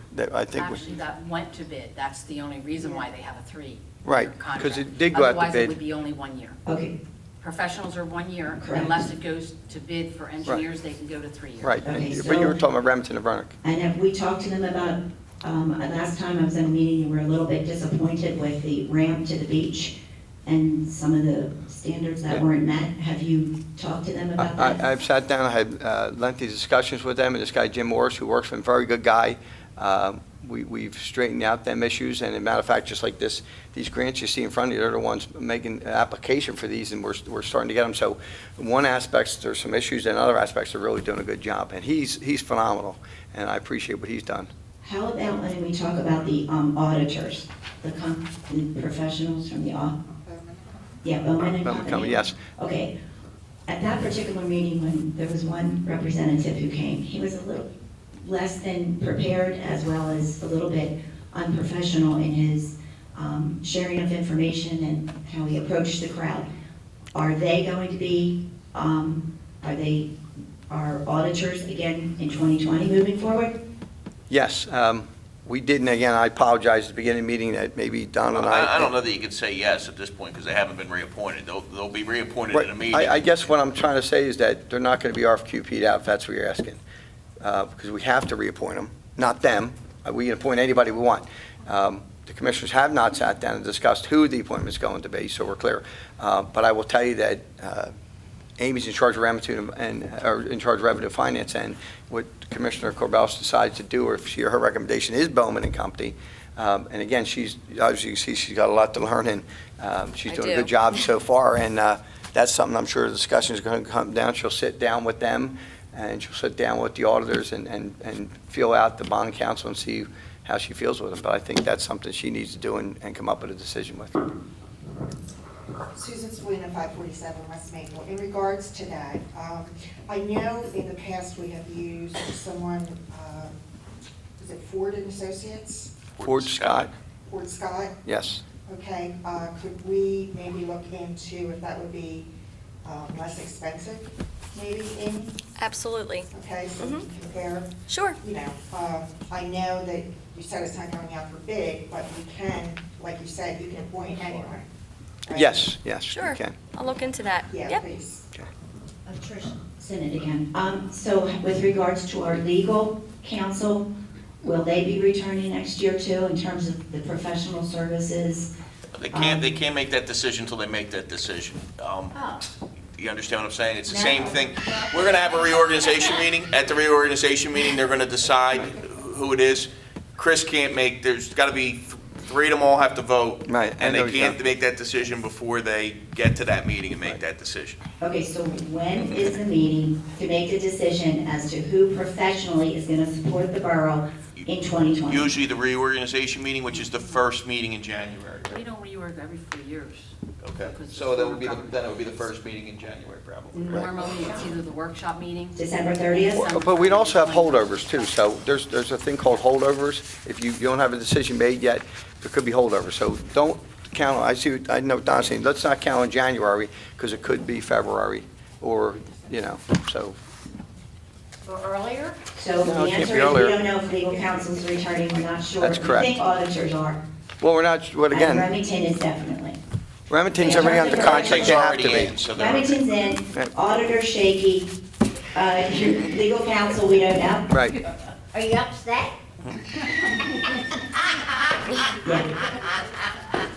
Because my next question was gonna be, what kind of criteria did you use and who did you meet with when you made the decisions on a possibility of changing the professional services that we have used thus far? Well, again, decisions haven't been made yet, so I think when they are made, then I would strongly ask, you can ask that question then. So is that a meeting that they all can be to and discuss? It has to happen at a public meeting. So one of the public meetings next year, usually it's early in the year, all right? It's usually the first or second meeting. But if they're not sure who they're going to get, you do have this option of a holdover. So if I'm the Labor Council, I come into January, you can't not have a Labor Council, so I would be a holdover until they reappoint me, or they reappoint somebody else for that position. So that's how it would work. Right. But they, because it's all under the Sunshine Act, they have to make that decision at the meeting. They can't call each other on the phone before the meeting and say, this is who we're going to pick. It's got to be decided at the meeting. It's insane. It's a work in progress. Dot your i's and cross your t's as a team and figure out what's best for the community. You can't talk to each other. Yeah, where do you discuss these? It's the nature of New Jersey and So how it everybody's works. doing their individual homework, and then they come to a public meeting, and then they make a decision on something that. Generally, that's how it works. So somebody can say, we're gonna talk right now about labor council, and Scott can give his opinion on you as a group, and Mayor can, and then you vote in front of us as to whether you will have services next year? What would normally happen Is that correct? Now, what would normally happen is, and I'll use Carl as the example, being he's sitting there, and Chris Ridings used to sit there. I would go to Chris and say, Chris, this is what I'm looking to do. Can you do me a favor and go see the other two commissioners, see if they're agreeable to this? And then Chris would go and talk to the commissioner, or I may ask Donna, or, or even Bill at that matter. But that's how the answers get done if you don't have a certain meeting, actually, if you don't have time to get something done through a meeting and you're waiting for a meeting. Chris might come back and say, no, Chris, and it's happened several times where they would come back and say, no, the commissioners aren't agreeable. All right, well then 86 that, we'll forget about that, we'll come up with another plan. That happens a lot. Well, then shouldn't you have workshops every Well, Monday? Aren't they vital? I don't think they're. I mean, who as If a they're- leader wants to be, no if- offense to Donna and Carl, but I'm a leader with an opinion, it's gonna go through Donna or Carl to come to you for a final vote? That happens a lot of times, that it's not a final vote, it's just saying, Or a- are you agreeable to take it to the table and vote on it? And they would say, yeah, I'm open to it, we can have it. But if they're adamant that they don't want to do it, I think it's better than wasting the time at a meeting. Yeah, but you discuss it at your workshops, right? You can discuss If it. it's something that, like these things we're talking about, an employee hire is one thing. That's something that's between each individual commissioner. If they hire an employee, that's good to go. But an appointment to a position like we're talking about the auditors, that's something that, Well, I mean, a prime You know. example is we had workshop on Monday, and we had to go in the back and discuss all the COA situation. So Right. with 3 commissioners and closed council, so Yeah, we were that's there like for the 3 first hours. workshop in about 8 months. Yeah, but Yeah, it sounds but like we you didn't- probably could have used a few more, because a few workshops might have saved us $80,000 in bills for that other project, I and don't we would think so. know a little bit more, I guess, about who's coming back in terms of professional services next year. well, I can tell, like Bill said, that I know that it's a work in progress, the things that we can discuss and not discuss, and I know the assumption you're making is if we don't know what we're talking about, I know there's things I'm working on that will come out eventually, and it's just not time for that right now, and I'm sure there's things that Scott's working on, he's not talking about right now that he shouldn't, and we already know that Amy's brand new and that she has her ideas and she wants to do it, and it's just not the time to talk about it. Just trying to be courteous to you, it's just not time to talk about it. Well, that's fine. Okay. I mean, but we're just asking the questions to have a clear view of what 2020 is going to be about. But that brings up a great point. Amy, the mayor said you have some great ideas. So welcome, and what are maybe 2 of the most important objectives you have for next year? I'm working on that, and I definitely will get back to you on that. Being new, I'm taking this all in, and I'm sure I'll have a lot of ideas. Yeah, I know, because you and I shared a great talk that one Friday night for like Yeah. an hour together. Yeah. And I know we shared just how much work, great projects, the potential of this island. So I was just wondering if you had a chance to I'm pick looking or for, choose yet. I'm looking forward to the next year and changes coming along and working together with the residents and with the mayor and the other commissioner. Sure. So- And, you know, I did have one question for you. You and I had, the CTWW had wanted to send out a card about voting. Sure, Remember we talked about it? yeah. And you had okayed it. And it was already approved by legal. This is We went political. through it, had nothing, it was never gonna affect our nonprofit status or anything like that. We were just doing it as a courtesy to people, writing the names of the 3 people down on the card and giving them information about where to vote, when to vote, what have you. But you changed your mind. And I didn't hear from you for a while. I decided to go on my own and run independently. I never met the other 2, so I never even had a chance to speak with them, so I decided to go out on my own and do it on my own. Sure, well, everybody was on their own anyway. Everybody was I independent. agree. The 3 were independent. I agree with that. Sure, and I was just wondering if anybody came to you and talked to you. and- Absolutely not. No one did? Absolutely not. I did this all on my own. I worked every day. I got off work. I went out house to house. Weekends, I spent 8 hours meeting the residents. I met a lot of nice people. I know. I do put- have a question for you on that respect too.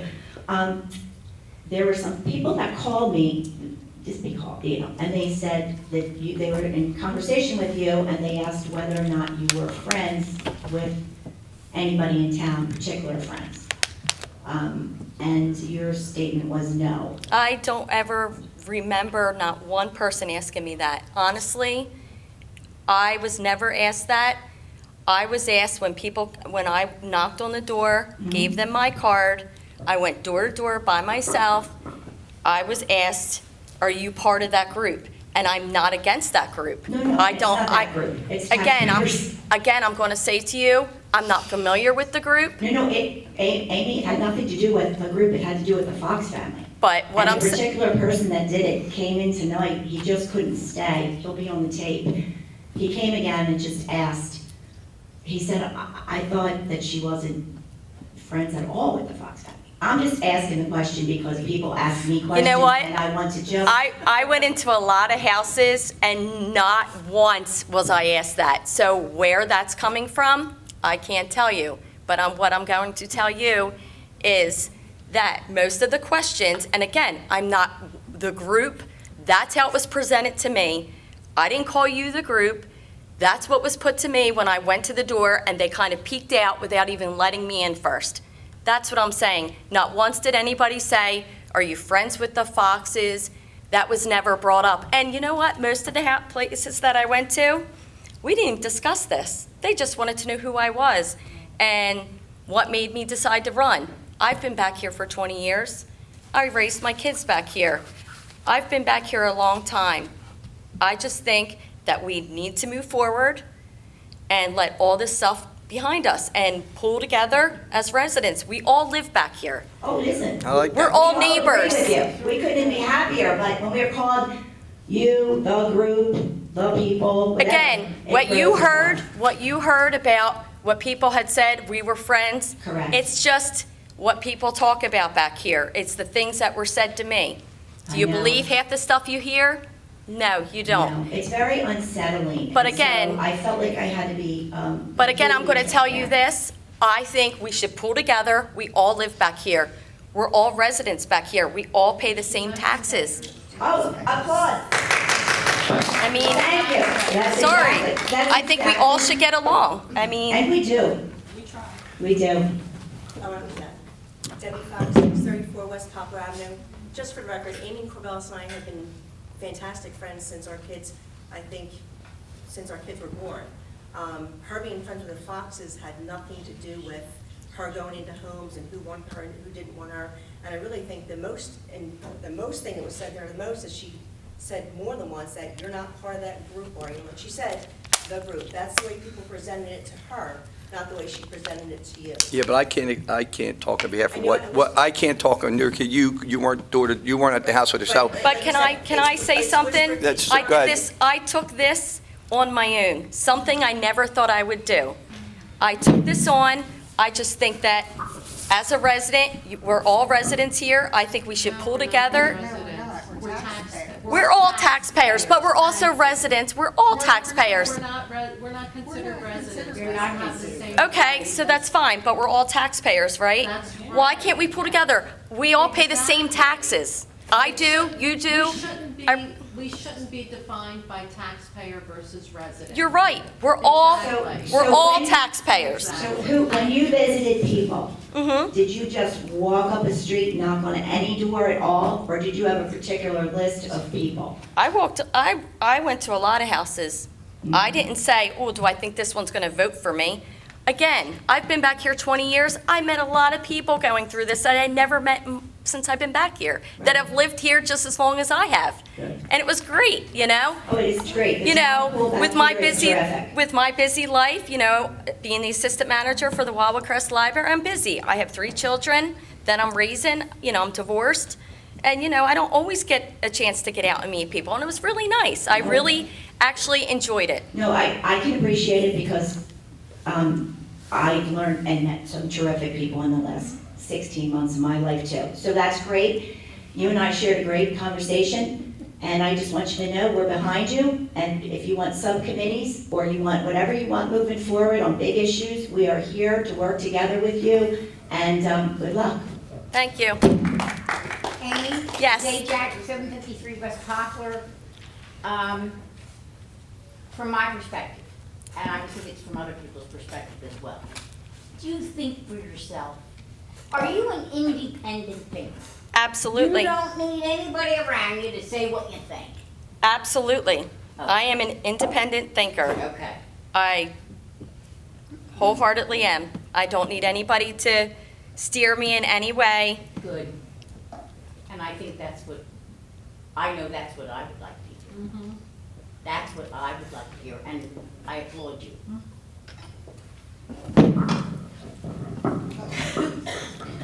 Mary Ann Welsh, 741 West Poplar. Getting back to Chris Riding's position, does that have to be like officially created with a resolution, the administrator position? No, it's an employee, if he's an employee, he just gets hired, or she can just be hired. It's a position of employment. It does not have to go by resolution. I'll check the statute. Administrator may or may have to be, I think administrator does too. If we, Okay, wait a minute. so administrator, thinking back now, administrator may have to be appointed by position, but I'll check the law. Administrator is a statutory position. Yes. It depends on the form of government. Right. Okay, Yes. so if you decide to replace him, It would be a right? vote by the commissioners. I mean, if he was here as the administrator, there's probably an ordinance that provides for it. No, there wasn't. Okay, because he came in at one position and then. Right. See, because moved back. the way the administrator position works, there's a statute for it, and it actually provides that if they serve at the pleasure of the governing body, and if you remove them in the middle of the term, they get a 3-month severance package. It's a whole setup for administrator under the statute. Right. But it also depends on the form of government, and I'm not, without researching, and I couldn't tell you whether this form of government needs an ordinance, or some of them statutorily actually indicate that you're gonna have an administrator. Some of the Faulkner Act forms of government. And I had another question regarding COA, okay, and the COA permits. So when someone's going to build a house, do they automatically have to pay for like a building permit and then a COA permit as well? Like, is that what? I couldn't tell you that. Would be the code. That was absolutely true. And we're looking into it and speaking to people in COA. The idea was to try and eliminate this COA fee. And in order to eliminate the COA fee, because it's a lot of money, Scott, what did your fee cost? I think it was close to $2,000. It's like $2,000 for this fee. So now being out of the picture and doing this overlay, it looks better that it's more enticing for somebody to come in here and want to build. Okay, so Scott was reimbursed for his COA fee. Are you going to reach out to other people? who- Everybody else was done. Everyone else was reimbursed? Yeah. Everyone Okay. else was done, we didn't have another commissioner here to be able to vote on it. Mhm. I On can't his. vote on my own, obviously. So that's why his waited. Multiple ones were done, I've been waiting months for that reimbursement. Yes. Okay, all right, great. Helen Ray of 741 West Poplar. Donna, do we know the amount that's been spent to date on the conflict resolution officer? I don't know that, but I can certainly get that information from our CFO. I can give it to you and then also bring it up at the next meeting. I don't Thank you, I know would that. appreciate that. Not a problem. Susan Serena, 547 West Maple. Has anything been decided regarding the meeting times for 2020?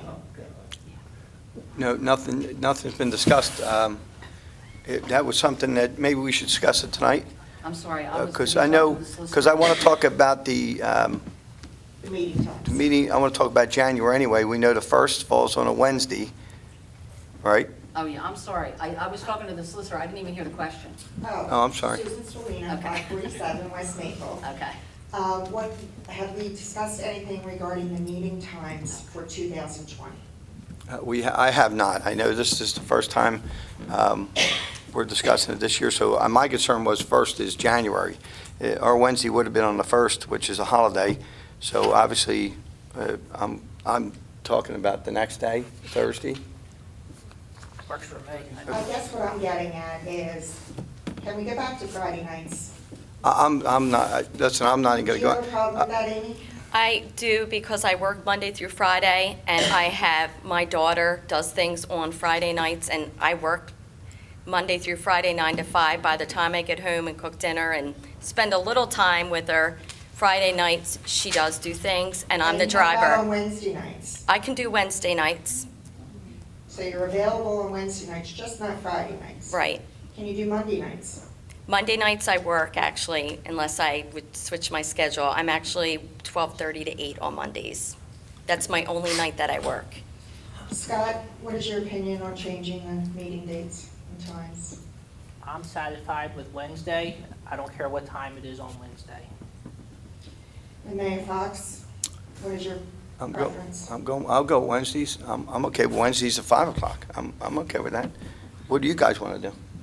I can keep it at 3 or 5, it doesn't make a difference to me How on about Wednesday. How about 7? So You mean what- people that work in Philadelphia can drive down, that's Yeah. our challenge.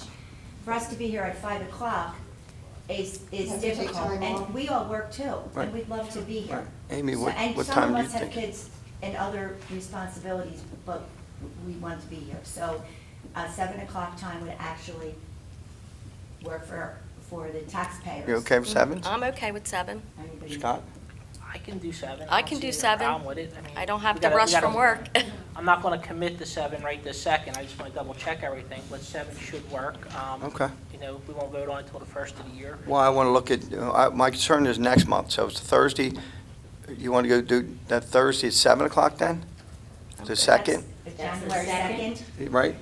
Yeah, 7? Or is 7 not good for you that day? Yeah, can we just do Can it? we just do it? I'm sure I can do that Thursday, Can we after the just do holiday. Friday? Can we just do Friday and January 3rd, one time. One time? Amy, I'm going to stick by what the Commissioner just said, that she says Fridays are not good for her. Did you not say that? Yes. Can you- So- One month? Yeah. When would that be? January? January 3rd. The challenge is if you're down here for the holiday and you go home to work on the 2nd, you'd have to turn around and drive back down. And, you know, people come down here for the New Year's, and they want to be here, and, you know, you don't necessarily want to take your first vacation day on the 2nd of January to be here at the meeting. So. All right, so if everybody's here, you're saying everybody's here on the holiday anyhow, so why don't we just have it on the holiday, Wednesday? We've done that Well, you're before. saying everybody, we have done it before. So, but I'm saying everybody, his staff has off Friday Are you too. kidding? You're gonna open up, I mean, you're gonna open up this whole thing on a holiday after we've just argued for 14 months about opening up? I think if we go to Friday, they're never going to let us off it. That's the problem. I mean, it's not making sense. Amy, you brought up great points, and thank you very much. You brought up full-time workers, you brought up single moms, you brought up kids that have schedules, you brought up a lot of valid points, and I applaud you, because we're all in the same boat. And we just are trying to find a time that works for everyone, so we don't spend so much time on the Schuylkill back and forth. You know, we want to be part of this. We want to work together. Let's start 2020 out that way, okay? So I applaud you for bringing to light some very important points. Thank you. You're welcome. Friday night? Any other questions, folks? Friday night, the 3rd at 7? I mentioned Thursday at 7. I didn't hear anything from the other. That's the second, that's the day after the holiday. I know what that Mayor is. Fox, if we come down and we drive home on the 1st because we have to work on... But if you're coming down, we can have it on the holiday. I don't mind doing it on the That's 1st. great that You're you here. do, but Mayor Fox, people have families, we have dinners, we have parties. Amy, We go to the Do you mummers. guys want to be here? Thursday, that Friday, that's the problem, on the 3rd. You said that, Can you make an exception? that's the problem, because I drive my daughter up to her dad's, and that is the conflict with me, because that's part of my schedule of my, you're at Thursday. What time Thursday? what, I'll do 7 o'clock on Thursday if you want, if that makes it easier. Thursday, 7, all right with you? Thursday, That's the day after the 1st, the 2nd. Amy, yes, you said you drive your daughter, It's is it, personal. yes, to her dad's? yes. It's personal. Where does he live? Yeah, I thought listen, he was- listen, please stop, please. Let's not dig, oh my Absolutely. God. This is personal. If we want to get personal, No, we don't. he is a police officer in Wildwood. He was living in Upper Township and recently is commuting back and forth from his mom's house in Marlton. It didn't work out, like, I'm just being honest, I'm sorry. How about That's we sad. push it back 1 week and have it January the 9th? I'll take her. You want to take her? She'll be safe. I go for work every day. How about we Just just leave it to have be it... announced, and then we can hash it out. Listen, you can take the rest of them too. I have 3 of Yeah, you them. do. Next Bills. Wednesday. I mean, we don't have to vote on it now. What- And that was Bradley's birthday. I'm worried about bills though. We do it January, The 8th, but the problem is that it's one more week that bills don't get paid. It's up to you guys. I say It we would be leave a it to great second. way to start the new year as a unified group helping us out. Yeah, I mean, I I don't think think, it's a lot. what about the bills? What about paying the bills though? Is that putting anything on is the that bills? going to be a problem, the paying of the bills? If you push it off to Wednesday. To the 8th? 8th? No, we have a workshop meeting on the 30th, which we do pay bills for the end of the year bills. Right. And then you're starting off new. So if that works for you guys, I don't see a week Can we- later it being a Can problem. we push it off? I'm okay with that, as long as Okay. it doesn't affect the bills, I don't care. As long, yep, the 8th. Okay, Just thank real you. quick, wait, what day is the 8th? It's It's a a Wednesday. I'm Wednesday. fine with that. It's a Okay. Wednesday. I know what it was off. Are you on Wednesday, 7? The 8th at 7. I'm okay with 7. It's Okay. up to you No, as long as guys. you're okay, but I'm all right with Thank it. you. All right, so we'll go with the 8th, 7? What I have to do is I will advertise that meeting because it's a single meeting. Generally, what we do at our workshop meeting on the 30th, it's discussed, I do an annual meeting notice that has to be in the paper by the 10th for the rest of the year. Otherwise, I have to pay for every single solitary meeting that we have. I don't like to do that, it's very costly. So then what I It's would gonna be- recommend is on the 8th, we decide, mayor and commissioners decide what the annual thing is so that I can get it in the paper by the 10th. Because the annual meeting notice And like has we to be just talked- advertised statutorily by the 10th. Right, and we have the workshop on the 30th, don't we? On the 30th, So we'll I'd say discuss it then. discussing We'll it talk on about the it then. 30th, but Yep. we'll set the meeting for Wednesday, the 8th at 7 PM. I'll advertise that for the new year, for Yes. that particular meeting. Okay, go ahead. Susan Swillian, 547 West Maple. I believe at the workshop meeting the other day, we talked about shared services with Wildwood. Correct. They wanted to increase our Fees, fees yes. again. Yes, again. Yeah, we just did it last year. That's And they got correct. a 5% increase. Mm-hmm. And they want more than that this year. How much do they want, do you? Well, I know you again, it's can't. not, I do know, but it's not in stone right now. We're still negotiating, so I don't want to give you a number that may not be the number. What would So, happen if you said no? pardon me? Excuse me, Mayor. We- What would happen time you just said no, Well, not again. What, because, again, they could turn around and say, okay, take this court and move it to North Wildwood, or somebody else is going to take your municipal court. It's not as easy it's like you think it should be. And I love your thought, because I would love to tell them to go, but I can't. We have to be real careful what we're doing here. We have to make sure we have another option in place when I do tell them that. So we are negotiating diligently and hope to have an answer for that. But we would rather not pay any increase, because we did last year, but they do have us over a barrel, or small community that needs these services. So in essence, we have to. Wildwood Crest and North Wildwood We- services? Well, I want to see if we can negotiate, we are talking, but I don't want to let the cat out of the bag too. If I go to them now, they're going to go, you know, it's public now and anybody can talk, but if I go to them now, North Wildwood, just use an example, and they go back to Wildwood and say, Wildwood, this is what they're doing. It could stir up that a little bit. let me exhaust all my options with Wildwood first and then see what we can do. And I think we can negotiate this and keep these services in place, but you have a new administration coming in there now. We're working with them. They're not sure what they're doing. They're up in the air about everything. So it's not like it's the same administration. It's easy to deal with. This is a brand new administration. It's going to be difficult, but we'll get through it. But object is no increases, but there's no guarantees for that either. Okay? One of the other questions or statements that I would like to make is regarding what we're going to do about a tax increase coming up for 2020, since we will not be, I don't believe we will be getting any reduction in the school tax. Our shared services are up, well, as far as we know, our trash went up significantly. And we also have the judgment of $271,000 hanging over our heads. So this is a big concern. Do we have an estimated surplus as of now? No, we have to wait till the auditors sit down, close all the books, and then we'll know at that point what our surplus is, and then we'll look at the numbers and go from there. So if you're asking me, is going to be a tax increase? I couldn't give you that answer. I'm not asking you, Okay. I'm just saying, But- it looks like we're heading down that road Well, you said- because of the school tax issue well, that we've had in the past. I would hope not. I don't see that. I always try to be optimistic of the fact that there's no tax increase, and that's where we're going to continue to go in that avenue. And like I said, the last 2 years, we did not have and whether you say we took it from the school, we put it here, whatever it is, the taxes didn't go up. I know the county tax went up, and we're going to try and keep it that way this year. Doing budgets is not easy. That's where Commissioner Corbellis is going to have her hands full with the budget. But I have all the confidence in the world with her that she'll do a good job, and we're going to work very diligently and do whatever we can. And I like what we're saying, that we're going to start out the year right and work together and do the right things to move forward. And that's why I like what Amy said, moving forward. It's time to look forward and stop looking back, and let's do all the right things and do what we can here. And we would be more than happy if you wanted to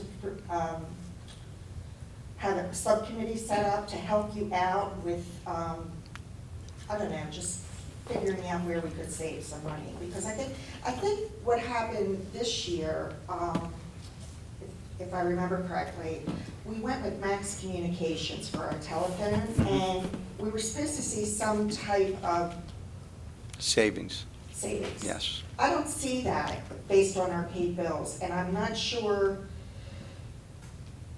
how we're negotiating these things with different people. So we would be more than happy to help out with you. Out. Yeah. Nobody better budget. I mean, Finds things. we have a lot of people out here with a lot of talent, and we're more than willing to make the island. Especially if you can't talk to the rest of the commission. Yeah, you could talk to us, and we could say, hey, why don't you look in this area, or, this is what I would do. I'm not, We have an awful lot of people too who are. she's got an awful lot to learn right now, and like you said, she hasn't even met the auditor yet, and you're already asking for committees and everything else, so you got to I'm give her some working on breathing, that. give her some breathing room. Sometimes surrounding yourself by people who are, talented and experienced actually makes your job, slightly easier. And I can speak on behalf of many people that there is a great talent pool out here, all of whom would be very willing to work together to come up with a budget that is balanced, feasible, without a huge tax increase, any other words you want to use. So we are certainly here, all of us. Thank you. Any other, any, Yes, one more question, sorry. Susan Swalina, 547. Solicitor Brady, we talked about the New Jersey statute. Could you, for the health insurance, could you just reference what statute that is? I don't have the number with me, but if you give me an email address, I'll forward you the statute. any other questions, folks? Yes. Trish kind of beat me to it, stole a lot of my gas. But I want to congratulate Commissioner. Thank you. Can I have your? Successful campaign, and the question, the answers you gave to Trish's questions, I love what I wanted to hear. Excuse me, can I get your name and address? Matt Casey, 538 West Magnolia. No, thank you. Moving on, it's a new year. I want to wish everybody a happy new year. To you too, Matt. Thank you. Forward. The only thing I ask is this, the rhetoric we talked about, this group against this group, this family against this family, it's poison. And I truly believe that it's poison in the community, and I hope in 2020 we move Absolutely. forward from that. Yep, we're moving forward. Yep. Welcome to the Lions Den. Thank you, Matt. Thank you. Here, no more questions. Close this meeting to forward. I wish everybody a Merry Christmas Merry from Christmas. Commissioners Thank and you. myself, and enjoy it, and we'll see you in the Thank new you. year. Thank May I you. have a motion to adjourn?